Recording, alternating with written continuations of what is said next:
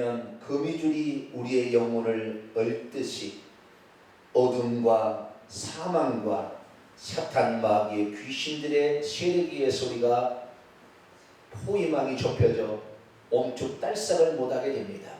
하나님, 이 모든 것을 떨쳐버리기 위해서는 오늘도 기도를 통하여 능력을 받고 예수님의 권세로 모든 것을 떨쳐버려야 되겠습니다.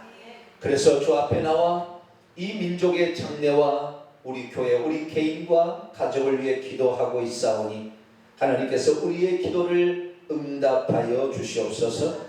우리가 하나님의 말씀에 온전히 굳건히 서야 우리가 흔들리지 아니하고 신앙생활할 수 있사오니 오늘도 기록된 말씀으로 저희들을 이끄시사 신앙의 바른 길을 일러 주시옵소서. 주의 말씀을 듣고자 합니다. 성령 하나님이여 깨우쳐 주시옵소서. 우리 주 예수 그리스도의 이름으로 기도하옵나이다. 아멘. 할렐루야. 네, 오늘 저녁에는 성령 세례에 관한 말씀을 좀 하겠는데요. 성령 세례란 무엇인가? 그래서 우리가 어떻게 하면 성령의 세례를 받게 되고 또 성령 세례를 받게 되면 어떤 유익이 있는 것인가? 성령 세례와 관련된 하나님의 말씀을 하나님의 말씀에 입각하여 한번 정리하면서 우리도 성령으로 세례를 받으시고 또 성령으로 충만케 되기를 바랍니다. 성령이 역사하지 않으면 뭐가 역사하겠어요? 악령이 역사하겠죠. 상대적입니다. 우리가 성령으로 충만케 된다면 악령이 충만할 수가 없겠죠. 그래서 상대적입니다. 우리는 중립의 상태고 성령이 역사하도록 우리 자신을 내어줄 것인가, 아니면 악령이 역사하도록 우리 자신을 내어줄 것인가는 우리가 결정할 일이지요. 그래서 예수님께서 이제 육신을 입고 이 땅에 오셔서 구속사역을 완성하신 다음에 보혜사 성령을 너희에게 보내주겠다 약속했다 이 말이죠. 보혜사 성령이 우리가 신앙생활하는데 아무런 상관이 없다고 한다면 보내줄 테니까 기다려라 그런 말 했겠어요? 안 했겠어요? 안 했겠지요. 우리의 신앙생활에 예수 그리스도를 믿고 구원을 얻어가는 모든 과정 속에, 그리고 우리가 신앙생활을 합당하게 하는데 필수 불가결한 요소가 성령이기 때문에 성령의 세례를 받고 또 성령을 충만히 받으라 그러지 않았겠습니까? 그러니까 우리가 이 성령에 대해서, 성령의 세례에 대해서 정확히 알아야 되는데요. 우선 성령 세례가 무엇인지부터 알 수 있게 되길 원합니다. 자, 성령의 세례는 무엇인가? 성령의 세례는 없고요. 성령으로 세례 받는 것입니다. 성령이 세례 주는 게 아니라 이 말이에요. 성령의 세례는, 성령은 주어가 아니에요. 성령이 주는 세례가 아닙니다. 누가 줍니까? 누가 줄까요? 예수님이 주는 거예요. 예수님. 성령의 세례는 누가 준다고요? 예수님이 주는 것입니다. 그래서 이 성령의 세례라는 의미를 우선 좀 알아야 되는데, 세례라는 의미를 크게 세 가지로 우리가 파악할 수 있는데, 하나는 씻어낸다, 씻는다, 물로 씻어낸다 그런 의미가 있고요. 두 번째, 성령은 한 몸이 되게 한다, 한 몸이 되게 한다 이런 것도 있어요. 그 다음에 세 번째는 죽고 다시 산다 그런 것도 있어요. 우리 퐁당 잠겨서 죽고 다시 산다. 또 네 번째, 다섯 번째 또 계속 있는데요. 네 번째는 이 성령이 부어진다 이런 것도 있어요. 성령이 부어져서 거기에 잠기는 상태가 된다. 그 다음 다섯 번째는 교회 일원이 된다. 이런 등의 여러 가지 많은 성령의 의미, 성령 세례에 관한 의미가 있는데, 그 중에서 우리가 성령 세례는 뭐냐, 성령의 세례를 할 때 그 세례의 의미는 뭐냐, 이것을 먼저 우리가 알아야 되는데, 성령의 세례는 성경에 보니까 성령으로 세례를 받는 것을 가리키는 것인데 딱 두 종류가 나와 있어요. 성령으로 세례를 받는 것이. 사도행전에 나와 있는 성령으로 세례를 받는 것은 외적인 성령 세례라고 규정하기면 좋아요. 좀 이따 설명해 드릴게요. 자, 사도행전에 나와 있는 성령 세례는 뭐라고요? 외적인 성령 세례. 겉으로 부어지고 나타나는, 외적으로 나타나는 성령 세례를 가리킵니다. 이것은 누가복음의 연장성산이 있기 때문에 누가복음이나 사도행전에 나와 있는 성령 세례는 외적인 성령 세례를 가리키는 것이고, 그러나 사도 바울이 고린도전서 12장에 하는 것과 요한복음의 성령이 우리에게 부어지는 것, 이런 것들은 내적인 성령 세례를 가리키는 거예요. 그래서 이 성령 세례를, 내적인 성령 세례는 그렇게 많이 나오지는 않습니다.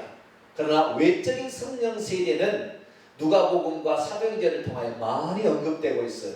그래서 우리가 보편적으로 성령 세례를 받으라라고 얘기했을 때는 외적인 성령 세례를 받는 거예요. 다시 말해 성령이 그 사람 위에 머물러 있음으로 말미암아 하나님께서 그에게 어떤 선물을, 성령이 주시는 선물을 받게 되어서 능력과 은사로 충만케 되므로 복음의 증인이 되게 하는 목적으로 예수님이 행하시는 놀라운 사건, 이것이 바로 성령 세례입니다. 그래서 성령 세례를 그리고 외적인 성령 세례, 이것을 성령 세례, 보편적으로 성령 세례라고 말하게 되는 것입니다. 자, 그러면 성령 세례 누가 주기부터 한번 살펴볼까요? 자, 마태복음 3장을 열어봅니다. 마태복음 3장 11절을 보겠습니다. 마태복음 3장 11절 같이 읽습니다. 시작. 나는 너희로 회개하기 위하여 물로 세례를 베풀거니와 내 뒤에 오시는 이는 나보다 능력이 많으시니 나는 그의 씨를 들기도 감당하지 못하겠노라. 그는 성령과 불로 너희에게 세례를 베푸실 것이요. 아멘. 여기에는 세 가지의 세례가 나오죠. 물 세례와 성령 세례와 불 세례라는 세 가지 세례가 나옵니다. 그런데 이 성경은 세 가지 세례만 있는 것이 아니라 주 예수 이름의 세례가 또 있어요. 자, 사도행전 19장을 열어볼까요? 거기 펴놓고요. 사도행전 19장. 사도행전 19장 5절을 볼까요? 사도행전 19장 5절 읽습니다. 시작. 그들이 죽고 주 예수의 이름으로 세례를 받으니, 주 예수 이름에 세례가 있어요. 아시겠죠? 그러니까 세례는 보통 사람이 예수 그리스도를 믿고 죽을 때까지 네 가지 세례를 받게 되는 것입니다. 첫 번째는 물 세례, 이건 회개의 세례고 요한이 시작을 했습니다. 근데 요한이 자기가 한 것이 아니라 하나님께서 하라고 가르쳐 줬죠. 그래서 물 세례라는 게 있고요. 그 다음에 두 번째는 주 예수 이름의 세례가 있습니다. 마태복음 28장 19절에 아버지와 아들과 성령의 이름으로 세례를 주라고 그랬죠. 예수님이 그 마지막 부탁을 했어요. 아버지와 아들과 성령의 이름으로 세례를 주라 그랬겠다 이 말이에요. 그때도 성령의 세례가 나오는 거죠. 네, 성령의 세례가 나오는데, 그런데 사도행전을 읽어보니까 단 한 차례도 성부와 성자와 성령의 이름으로 세례 준 적이 없어요. 그런 말로 세례를 준 적이 없어요. 전부 다 어떻게 했냐면 주 예수의 이름에 세례를 준 거예요. 정확히 말하면 주 예수 이름 안으로 세례를 준 겁니다. 주 예수 이름 안으로 세례, 주 예수 이름에 세례를 다 주었어요. 그래서 우리는 성부, 성자, 성령 이름이 예수님이라는 사실을 알게 되고, 두 번째 세례인 주 예수 이름의 세례를 받는다는 걸 알게 되고요. 세 번째는 성령 세례가 있는 거예요. 성령으로 세례를 받는 것이죠. 그것은 예수님이 주는 겁니다. 아시겠죠? 예. 보통 앞에 물 세례와 주 예수의 이름의 세례는 하나님이 세우신 종들, 사도들과 이런 사람 있잖아요. 이 하나님이 세우신 종들, 그래서 선지자였는 세례 요한이나 또는 베드로나 요한이나 바울과 같은 하나님의 종들이 세례를 베푼 그런 것이 주 예수 이름의 세례고요. 그러나 성령의 세례는 사람이 주는 세례가 아니에요. 아시겠죠?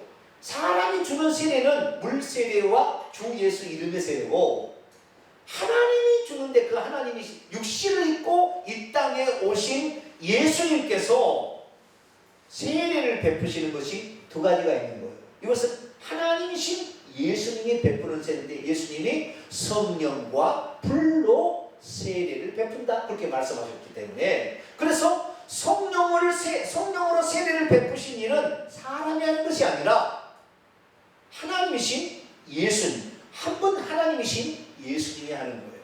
그래서 예수님이 성령으로 세례를 베푼다고 했는데, 놀라운 사실 하나를 지금 얘기할게요. 지금 놀라운 사실, 이전에 전혀 듣지 못했던 이야기입니다.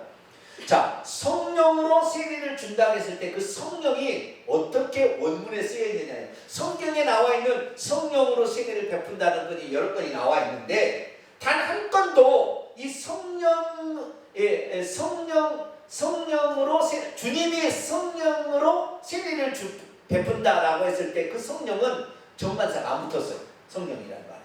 정관사가 붙어야 인격적인 성령, 그것을 의미한데, 그러나 그 정관사가 안 붙어 있다는 것은 성령으로 말미암은 거지만 성령의 어떤 것으로 세례를 베푼다는 거예요. 그러니까 성령, 인격적인 성령이 예수 그리스도를 믿을 때 오시지만, 성령이 오실 때 어떤 선물을 가지고 우리에게 오신다는 말이에요. 그래서 성령으로 세례를 받는다 이렇게 했을 때에 그 성령은 정관사가 안 붙었어요. 그렇기 때문에 성령으로 세례를 베풀었을 때 나타나는 증상은 뭐냐면, 성령이 가지고 온 선물이 주어지는 거예요. 그 시간에 부어지는 거예요.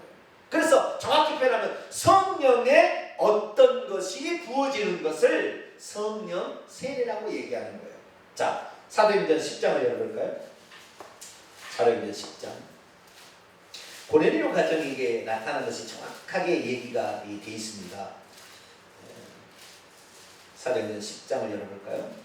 고넬료 가정에 베드로가 가서 말씀을 증거할 때 어떤 일이 있었을까요? 44절부터 봅니다. 44절부터. 그러니까 우리가 그동안에 성령 세례라 그러니까 성령 하나님이, 성부 하나님이 있고 성자 하나님이 있고 성령 하나님이 있는데, 성령 하나님이 오셔가지고 세례를 베풀 줄 알았는데 그게 아니다 이 말이에요.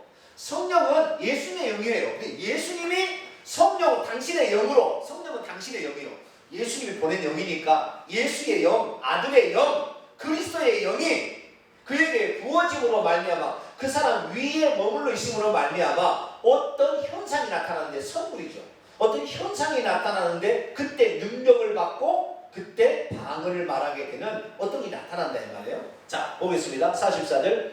베드로가 이 말을 할 때 성령의 말씀 듣는 모든 사람에게, 여기에 말씀을 듣는 모든 사람 위에입니다. 위에 내려오시니 베드로와 함께 온 할례 받은 신자들이 이방인들에게도 성령 부어주심으로 말미암으니, 성령은 부어질 수가 없어요. 성령이 인격인데 무슨 부어지고 말이에요. 성령이 물입니까? 비유로 물과 같은 성령, 생명 있는, 생명을 뜻하는 물과 같은 성령, 불과 같은 죄를 태우는 성령, 비둘기같이 온유한 성령, 기름과 같이 우리의 삶의 윤활유가 주는 성령, 그런 비유적인 표현이 있어요. 그렇죠? 그러나 성령이 부어주신다는 것, 성령이 여기 부어준다는, 물로 퍼붓듯이 붓는다는 것인데, 여기에 성령 부어주심으로 말미암아 논란이, 거기에 각주가 붙어있죠. 일이라고. 안 붙어있나요?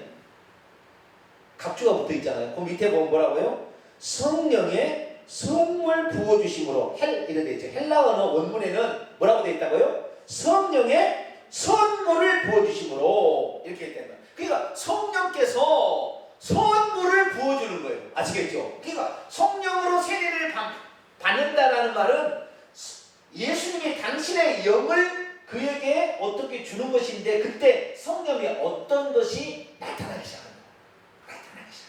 선물로 주어진 어떤 것을, 그때 성령 세례라고 한다는 말이에요. 자, 계속해서 봅니다. 46절 시작. 이는 방언을 말하며 하나님 높임을 들으리라. 그들이 성령의 선물이 부어지니까, 여기 성령은 그 성령입니다. 그 정관사가 붙어있어요. 그 성령의 어떤 것이 부어지니까 이들이 성령의 선물을 받아서 방언을 말하게 되고 하나님을 찬양하게 되었다는 거예요. 아시겠죠?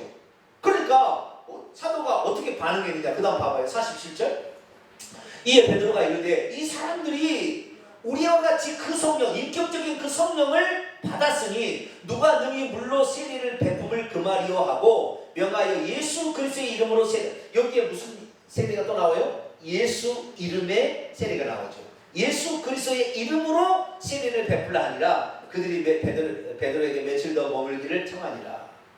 다시 말해 성령을 받게 되면 성령만 오는 것이 아니라 성령이 선물을 가지고 온다 이 말이에요. 아시겠죠?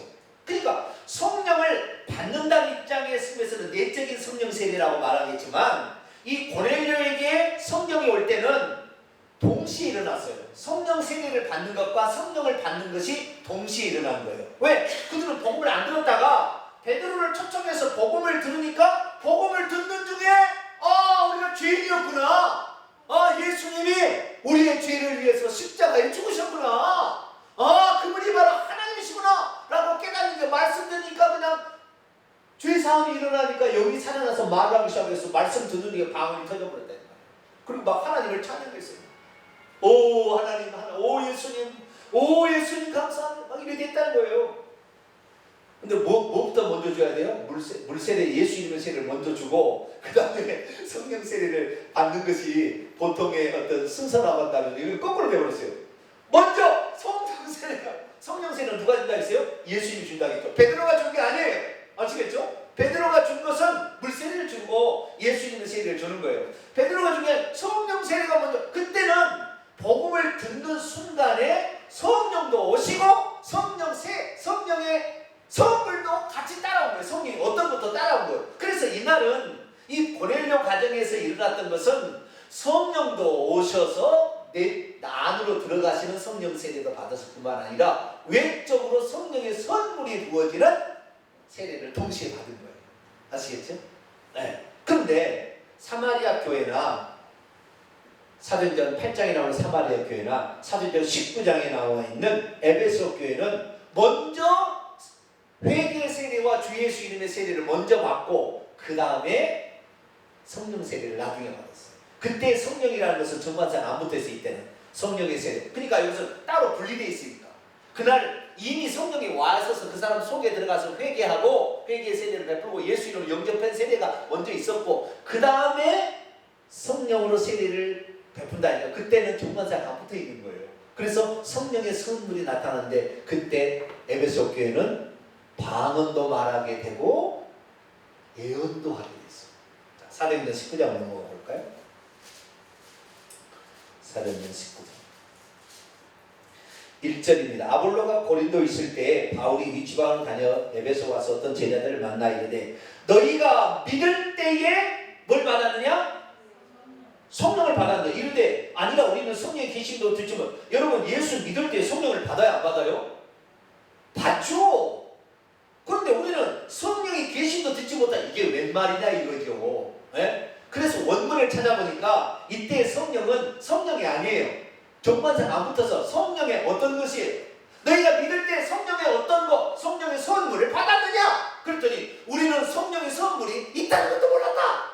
그러니까 당연히 방언이 나타나지 안 나타나요? 안 나타나. 쉽게 말해서 우리나라가 30년 전으로 올라간다면 장로교에서는 성령 세례로 말미암아 방언을 말한다는 것을 전혀 모르고 있었어. 장로교는. 그러니까 장로교에서 방언을 말하는 것은 거의 희귀한 현상이다. 그러나 저 순복음 오순절 교단에서는 성령을 예수 그리스도를 믿게 되면 성령 세례가 부어진단다 이렇게 있다 이 말이에요. 그러니까 당연히 거기는 성령 세례, 성령 세례를 받아야 된다 보니까 성령 세례의 표징은 방언이다 보니까 방언이 당연히 나타나야 된다 이렇게 되는 거예요. 그러니까 순복음교회는 가면은 그냥 방언을 하게 되는 거예요. 거기는 왜?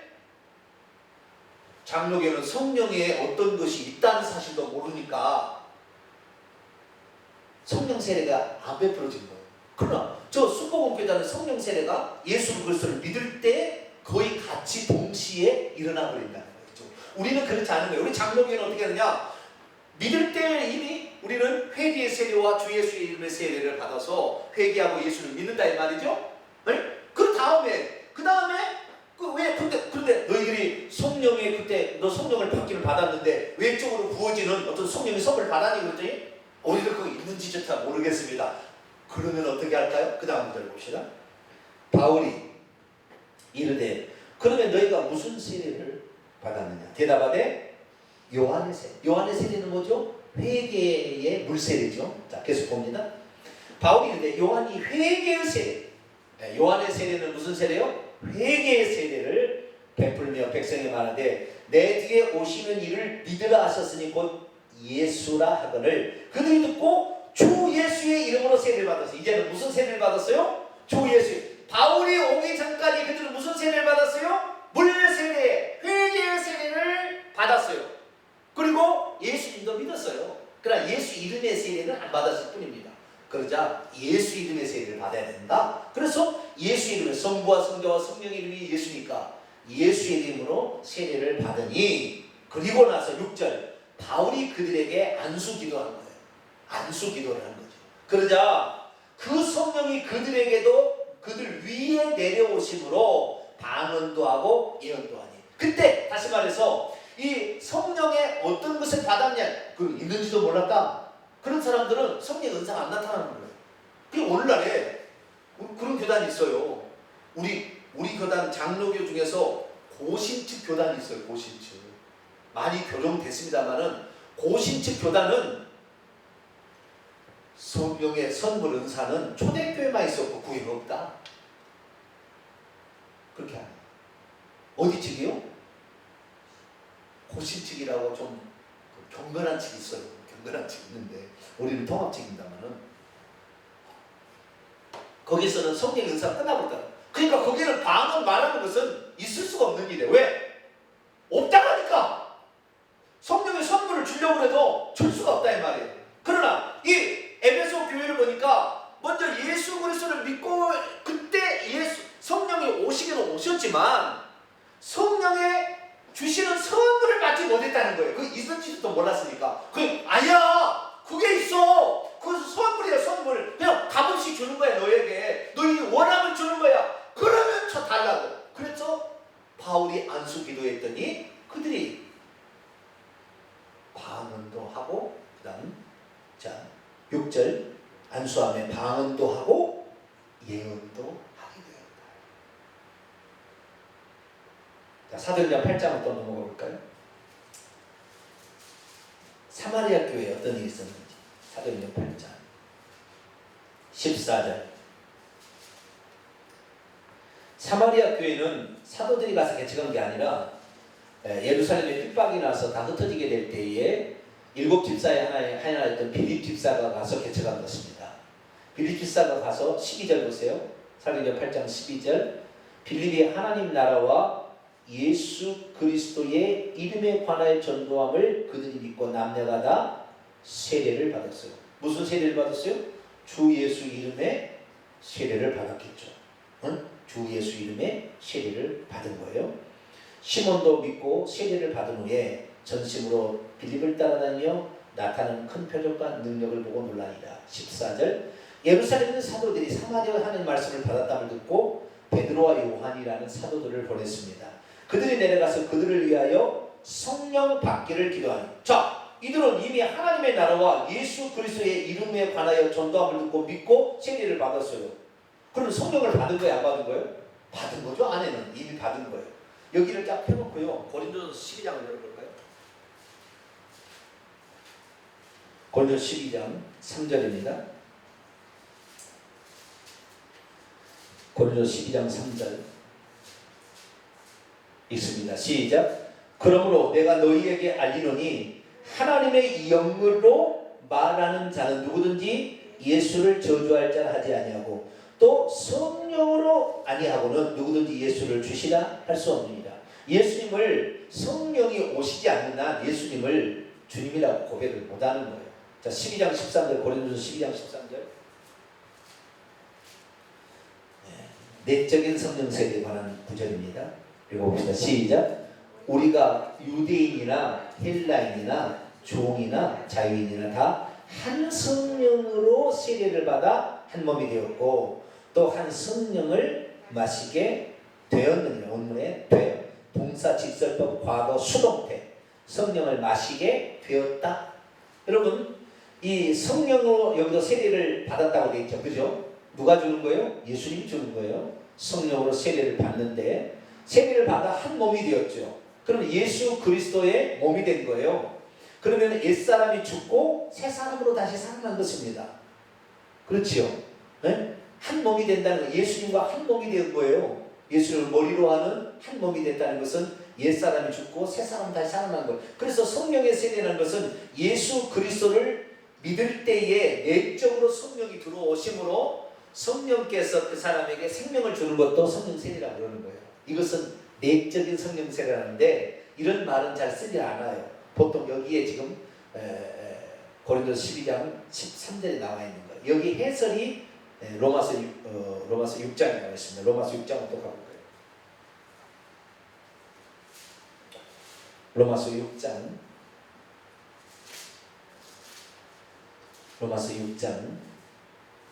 3절로 4절. 로마서 6장 3절로 4절 있습니다. 시작. 무릇 그리스도 예수와 합하여, 와 합하여라는 것은 전부 안으로라고 되어 있습니다. 안으로. 그러니까 와 합하여라는 말은 전부 안으로라는 말로 바꿔서 읽어봅니다. 시작. 무릇 그리스도 예수 안으로 세례를 받은 우리는 그의 죽으심 안으로 세례를 받은 줄을 알지 못하느냐. 그러므로 우리가 그의 죽으심 안으로 세례를 받음으로 그와 함께 장사되었나니 이는 아버지의 영광으로 말미암아 그리스도를 죽은 자 가운데서 살리심과 같이 우리로 또한 새 생명 가운데서 행하게 하려 함이라. 아멘. 여기는 주 예수 이름의 세례지요. 그렇죠. 주 예수 이름의 세례는 어떤 거냐면 옛사람 죄짓기 좋아하는 죄된 본성을 가지고 있는 옛사람을 십자가 물속에 평당 빠뜨려서 죽여버리고 다시 하나님의 생명이 더해진 새 사람으로, 새 생명으로 다시 살아나는 거예요. 그러니까 주 예수, 우리가 보통 오늘날에 세례 줄 때는 요한의 물세례와 주 예수 이름의 세례를 동시에 줍니다.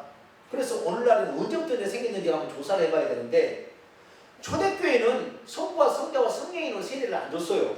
뭘로 세례를 줬다고요? 주 예수의 이름으로 세례를 준 거예요. 근데 어느 때부터인가 지금 우리가 교회에서 우리 장로교, 저는 교식 예식서에 보면은 성부와 성자와 성령의 이름으로 성부와 성자와 성령의 이름으로 세례를 주라고 물세례를 주잖아요. 그렇죠?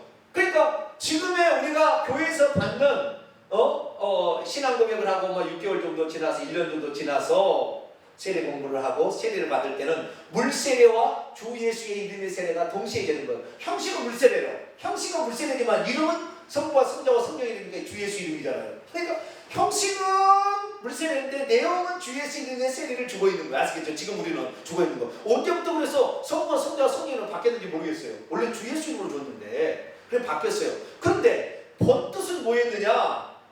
물로 씻어서, 물로 씻는 것은 회개 세례라고 했으니까 회개를 해야 된다는 말이에요. 회개를 해야 되고 그 다음에 옛사람을 주 예수 이름의 세례, 옛사람을 십자가에 못 박아 죽여버리고 새 사람으로 살려고 결단하는 그 결단의 출발이 세례인 거죠. 그런데 그것이 그때 주 예수 이름의 세례를 옛사람이 죽고 새 생명 가운데 다시 살려면 새 생명이 들어와야 돼요. 로마서 8장 2절에 생명의 성령, 생명의 성령의 법이 죄와 사망에서 드리면 생명의 성령이 뭘 가지고 들어와요? 생명을, 예수님 안에 생명이 예수님만 있었어요. 요한복음 5장에 아버지께서 아들에게만 생명을 줬어. 왜 아들이었어요? 아버지만 생명. 그런데 이 생명이 혼자만 가지고 있으면 안 되니까 하나의 미랄이 땅에 떨어져 죽지 않으면 하나를 그대로 있으니까 예수님이 죽어서 이 생명을 해가면서 영을 보내가지고 바람만 불면 그 생명 쏙 들어간다 이 말이에요. 할렐루야. 동시다발적으로. 그러니까 성령이 오셔서 옛사람이 죽는 것까지는 회개에 비슷하게 되겠지만 다시 물속에서 이거 올라오게 될 때 그 침례가 원문입니다. 침례를 받아서 물속에서 올라올 때는 하나님의 생명을 받아서 올라오는 거니까 성령 세례가 동시에 주어지는 거죠. 그러니까 주 예수 이름의 세례는 회개의 세례와 성령의 세례를 포함하는 거예요. 사실. 그렇죠. 그래서 이 예수 그리스도를 믿을 때에 회개도 해야 되고 예수님도 믿어야 되고 옛사람도 십자가에 못 박아야 되고 생명의 성령을 받아서 새로운 사람이 되는 거예요. 할렐루야. 네. 그래서 이 내적인 성령 세례까지 포함한다면 회개의 세례, 주 예수 이름의 세례, 내적인 성령 세례가 구원과 밀접한 관련이 있는 거예요. 아시겠죠? 이게 없으면 구원 못 받아요. 아시겠죠? 회개 회개하지 아니하고 예수 믿지 아니하고 옛사람 죽이고 생명의 성령으로 다시 살지 않으면 이 사람 천국 못 가요. 아시겠죠? 못 가요. 그러니까 물세례, 주 예수 이름의 세례, 내적인 성령 세례로 우리는 구원을 받는 것입니다. 그런데 성경의 사도행전이나 누가복음에 보게 되면 이 성령으로 세례를 받는 것은 전부 외적인 성령이 그 사람 위에 내려오심으로 어떤 은사 같은 것이 나타나서 선물이 나타난다 이 말이에요. 이 외적인 성령 세례, 이 외적인 성령 세례는 구원하고 상관이 없어요. 이건 안 받아도 되고 받아도 되는 거예요. 사실 받으면 더 좋죠. 그러나 안 받아도 상관이 없는 거예요. 방언 말하지 않는다고 구원 못 받지 않아요. 거꾸로 방언 말하다 천국 가느냐? 택도 없는 이야기예요. 그 사람이 믿음 생활 제대로 감당하지 아니하고 회개치 아니하고 날마다 십자가에 옛사람을 죽이고 새 사람으로 사는 연습을 해서 온전히 그리스도가 주인 되심을 드러내지 않는다면 그 사람 지옥 가는 거예요. 결국에. 그러니까 앞에 있는 것은 이 구원하고 연관되지만 성령으로 외적인 성령 세례, 하나님의 선물이 주어지는 것은 선물이에요. 선물. 아시겠죠? 받으면 좋고 안 받으면 많은 것이죠. 선물 없다고 죽지는 않는다 이 말이에요. 아시겠죠? 그러니까 그런데 오늘날의 오순절 교단인 순복음 교단에서는 뭐라고 하느냐? 성령의 세례를 받지 않은 방언을 받지 않은 구원을 못 받은 거라 해버려요. 잘못된 거죠. 그건 잘못된 거죠. 그들이 말하는 성령 세례, 즉 방언 표적이 나타나는 그 성령 세례는 외적인 성령 세례로 목적은 부활의 증인으로 성령 충만을 받아서 자신 안에 하나님의 어떤 은사가 있어서 하나님이 진짜 살아계시느라고 성령 충만을 받아서 복음을 증거하라고 주는 것이 성령의 세례인 거예요. 외적인 성령 세례. 그런데 이 외적인 성령 세례를 구원과 연관지어서 얘기를 했다면 그게 순복음교가 잘못된 거예요. 그것이. 성령 세례가 있다는 것을 얘기해서 누구든지 성령 세례를 받게 한 것은 잘하는 거예요. 우리 장로교는 거기에 비하면 떨어지는 거예요. 그건 잘한 거예요. 그러나 그것이 구원이다. 방언을 못하면 구원을 못 받는다 얘기하니까 문제가 된 거예요. 다 방언 말하는 자가 있느냐? 고린도 12장 27절에 다 방언 말하지 않는 자도 있다 이 말이에요.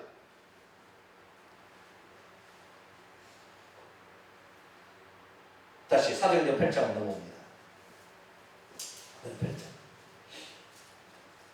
주 예수 이름으로 세례를 받는데 그때 성령 받기를 기도하는 15절에 성령의 전가사가 붙었어요.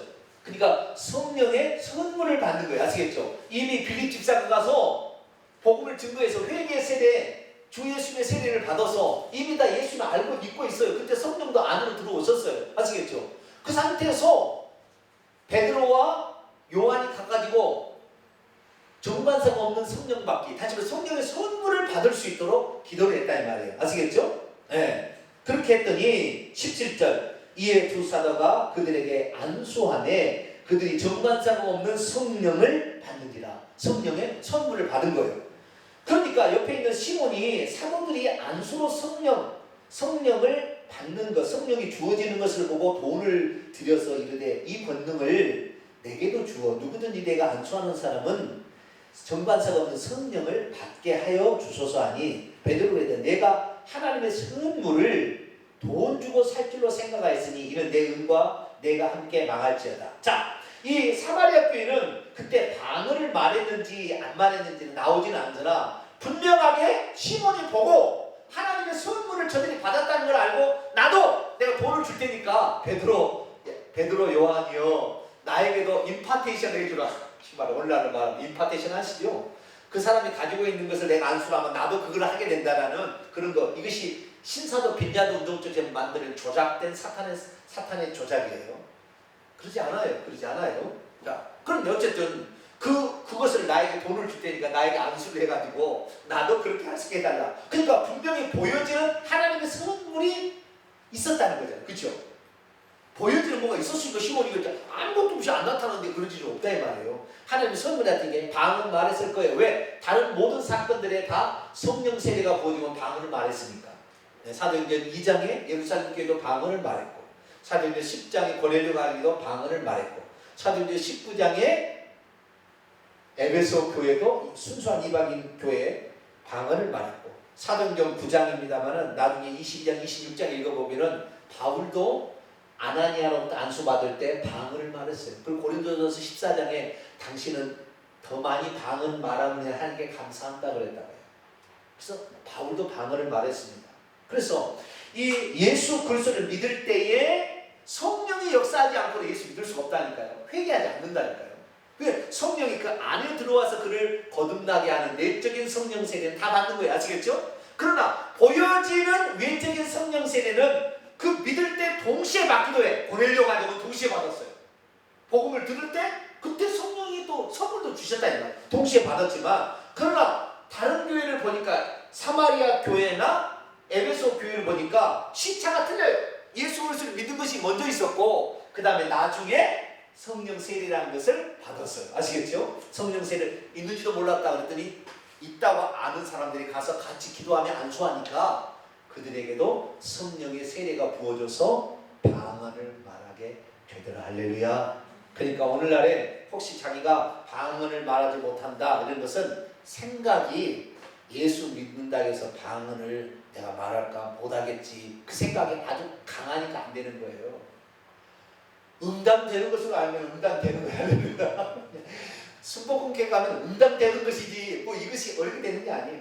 근데 순복음교회도 그렇게 응답된다고 말은 하는데 응답될까요? 안 될까요? 잘 안 돼요. 그러니까 순복음교회는 뒤따 기도를 시켜요. 얼마나 기도를 많이 시킨지 몰라. 거기는 왜? 방언을 해야 되니까 어쨌든 그래야 구원을 받으니까. 네? 그래서 거기에서 기도를 많이 시킨다는 측면에서는 참 좋아요. 우리 교회 성도들 기도하라면 잘 안 오잖아요. 네? 뭘 빼를 물고 안 오는지 모르겠어 나는. 우리끼리 한 얘기.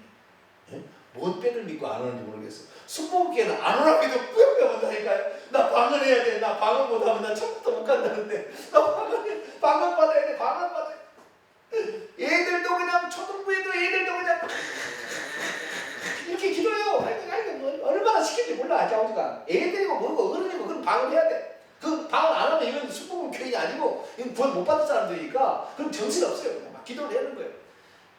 그런데 주 예수의 이름의 세례 의미를 모르잖아요. 옛사람의 성품이 죽고 새 사람으로 살아나는 걸 몰라요. 내적인 성령 세례를 몰라요. 그러니까 순복음 이렇게 다니는 그래서 막 성령의 방언을 말하게 해도 뭐 치유 은사가 나타나도 입은 거칠어. 이 머리카락 잡아버려. 응? 그런 성품이 다 그렇다는 건 아닙니다. 보편적으로 봤을 때 그런 거예요. 그러나 장로교는 내적인 성령 세례를 중요하게 여깁니다. 우리 안에 성령이 들어와서 우리의 성품을 바꾸는 거. 그렇기 때문에 장로교를 오래 다니게 되면 성품이 아름다워져요. 이게 장로교의 특징이에요. 그러니까 맨 처음에는 성령 세례를 받아서 하나님 살아계신지 안 살아계신지 알아야 되겠다고 순복음교회 가서 막 거기는 70% 이상이 새로 처음 믿은 사람들이에요. 우리 장로교는 30%도 안 돼. 새로 처음 믿은 사람이 좀 잘 안 와. 근데 순복음교회는 그냥 좌우지간 뭐지 하나님 살아계신다, 뭐 병이 낫는다, 무엇이 뭐 안수라는가, 무엇이 터진다, 막 그러니까 그쪽에 가서 예수 그리스도를 믿어요. 그런데 계속 방언으로 기도하는 것은 열매가 없어요. 나중에는 그걸 알아요. 나중에. 네? 우리 14장에 방언 말하는 게 열매가 없는 거예요. 방언은 우리가 기도할 때 우리가 말로 하는 이 기도를 하다가 잘 기도가 안 나오면은 중간중간에 할 수 있어요. 그래서 기도를 더 이어서 할 수 있도록 만들어주는 효과는 있습니다. 그러나 방언 기도하면서 방언 기도도 되는 게 아니에요. 방언은 자기 소원을 알아내는 것 뿐이에요. 그런데 그 우리의 입술로 직접 얘기를 해야 하나님 응답해 준다고 했어요. 구하라? 그럼 준다고 했잖아요. 여기 구하는 건 안 되는 거예요. 우리의 혼이 구해야 되는 거예요. 말로 구해야 되는 거예요. 그런데 방언으로 그기는 그러니까 방언을 말하니까 얼마나 신기합니까? 그러니까 막 방언으로 기도하는데 기도해봤자 뭐요?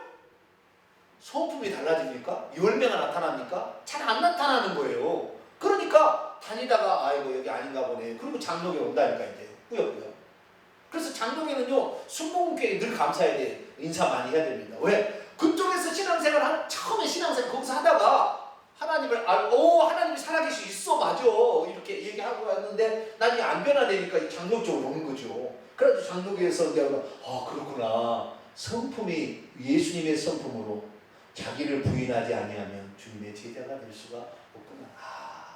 그것이 중요했네. 그러면서 날마다 자기 자신을 회개하며 성품을 깨끗이 는 회개의 물세례와 주 예수님의 죽고 다시 사는 세례를 끝까지 계속해서 반복해서 연습한다 이 말이에요. 할렐루야. 그래서 장로교는 성품이 달라지는 그런 것으로 가는 거예요. 그래서 어쨌든 간에 하나님은 두 개를 이용해서 예수 믿고 천국 가도록 만드는 거예요. 할렐루야. 그렇다고 해서 순복음교가 다 내적인 성령의 세례를 무시한다는 건 아닙니다. 보편적인 흐름이 그렇다는 것이 다 그런 건 아닙니다. 교회마다 다른 것이고 목회자마다 다른 거예요. 어떤 생각을 가지고 있느냐에 따라 다 다른 것입니다. 아시겠죠? 저는 장로교 목사지만은 아주 성령 세례 중요하게 여기고 외적인 성령 세례 방언 응답해야 된다는 걸 생각하는 거지. 꼭 나무 뿌리를 뽑아야 방언한다 이거 아니에요. 생각이 너무 삼각산에 가서 그냥 뿌리를 세 개를 그냥 어떻게 뽑아야 방언한다 이렇게 알려져가지고 잘못 알려가지고 아니에요. 그냥 말씀을 듣는 중에는 방언이 터지는 거예요. 할렐루야. 이 방언은 쉬운 거예요. 이것은 그냥 그냥 선물로 주는 것이니까. 안 하면 기도하면 되고 안 주면은 달라고 기도하면 되는 것이고 이렇게 되는 거니까 너무 쉬운 거예요. 그래서 이제 이 성령 세례라는 게 무엇인지에 대해서 제가 얘기를 드렸습니다. 마지막에 이제 불세례 요거 하고 이제 성령 세례 유익과 몇 가지를 좀 더 살펴보죠. 마지막의 세례가 불세례인데 불세례는 우리가 죽을 때 받는 세례. 뭐라고요? 죽을 때. 자, 마태복음 3장 11절. 사람이 이 네 가지 세례를 거쳐서 천국에 들어가는 거예요. 그러나 필수적인 것은 회개 세례, 주 예수의 이름을 믿고 옛사람을 죽이고 새사람 다시 사는 것과 내적으로 성령을 받는 것, 이것으로 천국 가는 것입니다. 외적으로 나타나는 성령 세례 안 받아도 천국 가요. 아시겠죠? 마지막에 네 번째 성령 세례가 있는데 불세례를 받는 그 사람이 믿는 사람이 마지막에 자 11절 12절 있습니다. 시작. 나는 너희로 회개하기 위하여 물로 세례를 베풀거니와 내 뒤에 오시는 이는 나보다 능력이 많으시니 나는 그의 신을 들기도 감당하지 못하겠노라. 그는 성령 안으로 불 안으로 너희에게 세례를 베푸실 것이요 손 안에 그의 키를 들고 자기 타작마당을 깨끗하게 하사 그의 알곡은 모아 곳간에 모아들이고 쭉정이는 꺼지지 않는 불에 태우시리라. 자, 불세례는 뭐냐? 12절에 나와 있어요. 알곡과 쭉정이를 나누는 세례입니다. 불로 태워보는 거예요. 이 사람이 행함이 없는 믿음으로 만약에 갔다고 한다면 회개하지 않는 한 구원받을 확률이 없어요. 불로 태워가지고 타버리는 쭉정이. 우리의 삶을 뒤돌아봤을 때에 예수님으로 말미암아 나타난 열매들이 하나도 없다. 쭉정이. 그러면 꺼지지 않는 불. 불로 태우는 것은 우리의 공력, 우리 행위를 태워보는 마지막 세례입니다.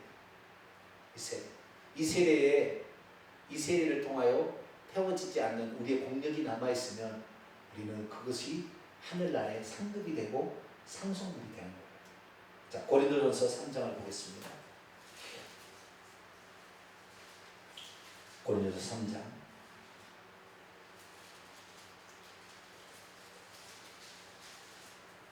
10절부터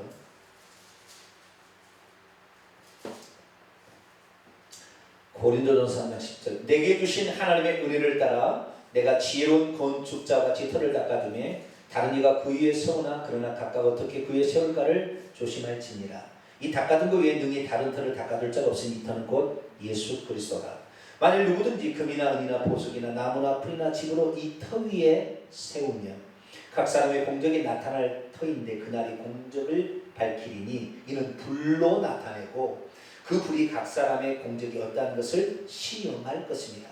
만일 누구든지 그 위에 세운 공적이 그대로 있으면 상을 얻겠지만 누구든지 그 공적이 불타버리면 해를 받으리니 그러나 자신은 구원을 받되 불 가운데서 받은 것 같으리라.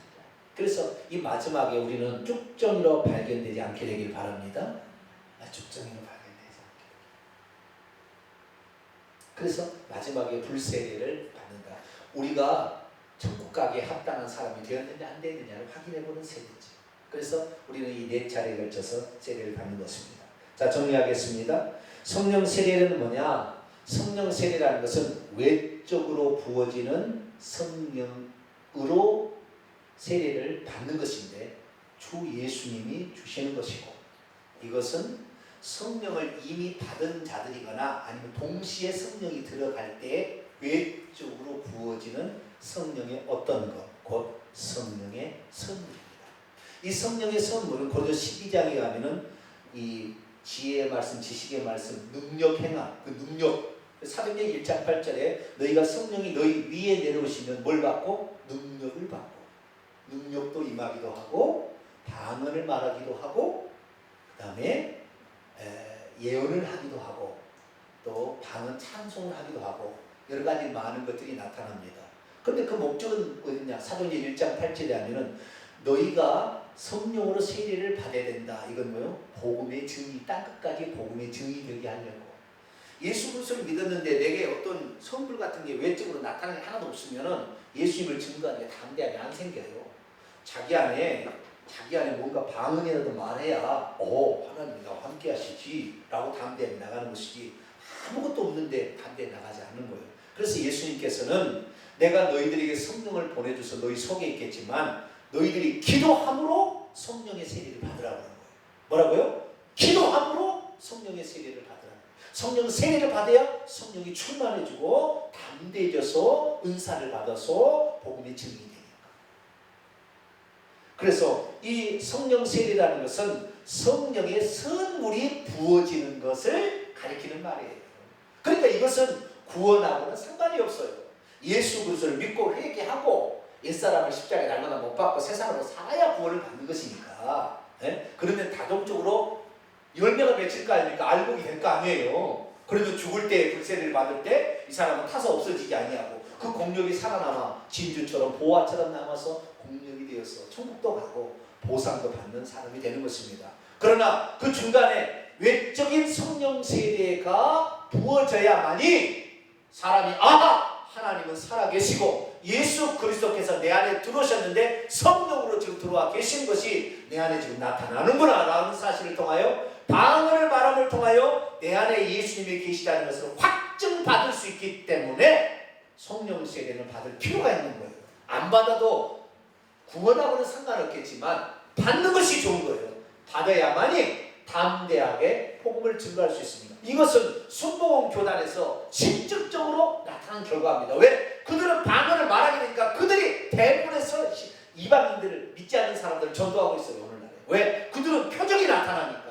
양수를 받을 때 능력을 받아가지고 어떤 사람은 병이 나아버리니까 이것을 가지고 너 예수 믿으면 병도 낫는다 해서 어쨌든 교회 와서 귀가 열려서 복음을 듣는 거 아닙니까? 그러니까 우리가 외적인 성령 세례, 저 방언 말한다고 순복음을 속가지할 게 아니에요. 좀 잘못된 건 있어요. 구원과 연결시킨 것은 잘못되었으나 그들이 성령의 충만함을 받고 방언을 말하거나 하나님의 선물을 받아서 그들이 예수 그리스도를 믿는 하나님의 자녀라는 확증을 갖고 살아가는 데는 도움이 되는 거예요. 그러니까 순복음교회 잘못됐다 얘기하지 말고 잘하고 있다 얘기하지 말고 그들은 내적인 성령 세례로 말미암아 소품을 받고 나가는 그쪽만 더 조심하고 말씀을 더 공부해서 나가면 되는 것이죠. 그러나 참으로 힘듭니다. 장로교나 순복음이나. 장로교는 성령 얘기하다가 성령을 또다파지하다가 성령 하나님은 예수님하고 다르다 이렇게 얘기를 해가지고 삼일체로 가기 때문에 나중에 어떻게 해요? 성령을 또 알아야 되는데 근데 뭐 능력을 받는데 뭐 환상이 보이는데 뭐 예언을 하는데 그러니까 더 잘 맞추는 사람이 가는데 자기는 못하는데 계속 오니까 사탄이 귀신이 일러준 말을 막 해가지고 이 성령 하나님을 독립적인 하나님으로 세 번째 위인 하나님으로 만들어가지고 순복음교단은 천국 가기 어려워요. 왜? 귀신이 주는 것을 성령이 주는 것을 따라가는 사람이 많아지는 거니까. 그래서 이 오순절에서 더 나아가서 오순절 교단에서 뭐가 나와요? 신사도 빈야운동이 나오는데 신사도 빈야운동은 전부 다가 귀신에 가르쳐주는 것을 성령이 가르쳐주는 알고 받아 먹어서 지옥 가는 거예요. 위험성이 있다 이 말이에요. 우리는 뭐냐? 우리 장로교는 뭐 옵니다. 우리 장로도 마찬가지로 천국 못 가요. 왜? 칼빈이 예정론을 만들어서 내가 예수 믿는 것은 만세적으로 하나님 나를 작정해. 아니요. 예수 믿고 회개하고 예수 믿은 자를 구원한다고 작정한 것이지 정병진이를 작정하지 않은 거예요. 아시겠죠? 누구든지 복음을 듣고 와서 회개하고 끝까지 신앙을 지켜야 구원을 받는다고 했지. 그 사람을 선택해 놓은 것이지 이런 아무의 속자를 한 게 아니라 이 말이에요. 아시겠죠? 공동체적 예정이지 개인 예정이 없어요. 그런데 개인 예정 아무 일을 하나님의 만세의 예정이 났대. 그러니까 나는 죄를 져도 어차피 천국 갈 거래.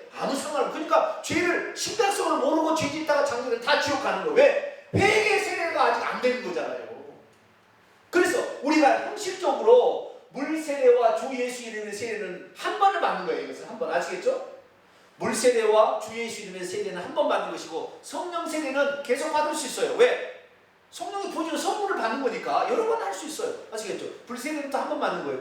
셋 중에 세 개제는 한 번 받는 것이고 성령 세례는 계속 받을 수 있는 외적인 성령 세례만 내적인 성령 세례는 한 번입니다. 그러나 외적인 성령 세례는 계속 받는 거예요. 그런데 우리의 삶 속에서 형식적으로 받는 것이 우리를 구원하는 것이 아니라 날마다 회개해야 되는 것이고 날마다 자기의 옛사람을 십자가에 못 박아야 되는 거죠. 할렐루야. 날마다 이것을 지속해야 되는 거예요. 형식으로 한 번 끝나는 게 아니에요. 나는 세례 받았으니까 천국 가는 게 천주교는 영세를 받고 성체를 받으며 천국 간다고 그래요.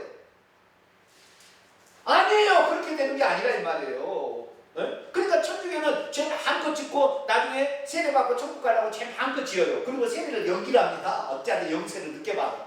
왜? 죄를 짓고 싶을 때가 마음껏 좀 죄 짓다가 세례 받고 죽자 이거예요.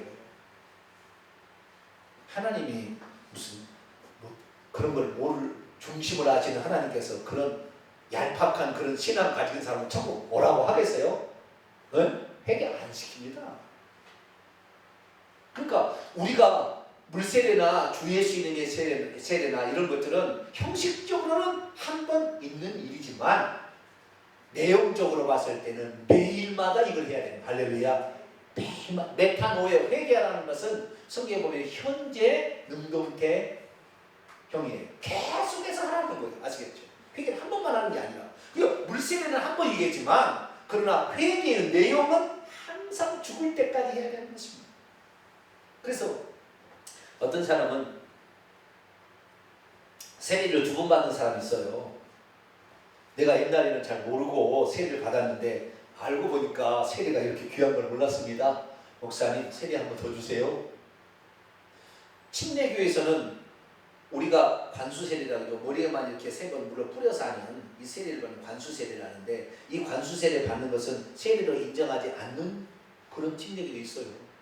그래서 다시 침례를 받으라고 하는데 왜? 성경은 침례니까. 근데 어쨌든 그것이 형식으로 됐든 하든 간에 자기가 한 번 더 받겠다면은 굳이 못 받게 할 이유는 없는 것 같아요. 네. 그러나 형식이 중요한 게 아니니까 우리는 뭐예요? 회개 생활을 하는 것이 중요한 것이고 날마다 옛사람을 십자가에 못 박는 것이 중요한 것이고 기도하여서 외적인 성령의 은사, 성령 세례를 받아서 담대 복음이 증이 되는 것이 중요한 것이지. 아시겠죠? 나는 방언 말했다 할렐루야 그게 아니라 이걸 복음을 증거 하라고 그걸 준 건데 복음을 증거하지 않고 있으면 방언 말하면 무슨 소용이냐 이 말이에요. 그래서 우리는 이 성령 세례가 유익이 뭐냐? 하나님이 나를 내 속에 지금 들어왔고 그 다음에 선물까지 주었다는 확신을 가지고 복음의 증인으로 만들어주는 유익이 있어요. 아시겠죠? 네. 그러나 그것이 구원하고 직접적인 아니다. 단점은 아니다. 그래서 그걸 당을 못하면 성령을 못 받은 것이다. 이렇게 얘기하면 안 된다 이 말이에요. 아시겠죠? 그래서 순복음교회가 그런 좀 부족함이 있습니다만은 우리는 제대로 알고 가야 되겠습니다. 앞으로 그럼 어떻게 해야 되느냐? 자, 결론입니다. 자, 누가복음 11장입니다. 결론 9절입니다. 누가복음 11장 9절부터 13절까지 보겠습니다. 누가복음 11장 9절에서 13절까지 말씀합니다. 시작. 내가 또 너희에게 이르노니 구하라 그러면 너희에게 주실 것이요. 여기에 구하라는 말은 현재 명령형이에요. 계속해서 구하라는 말이에요. 원문에 하면은 계속해서라는 말이고 찾으라는 말도 문을 두드라는 말도 다 현재 명령형이니까 계속해서라는 말을 넣어서 한번 해봅시다.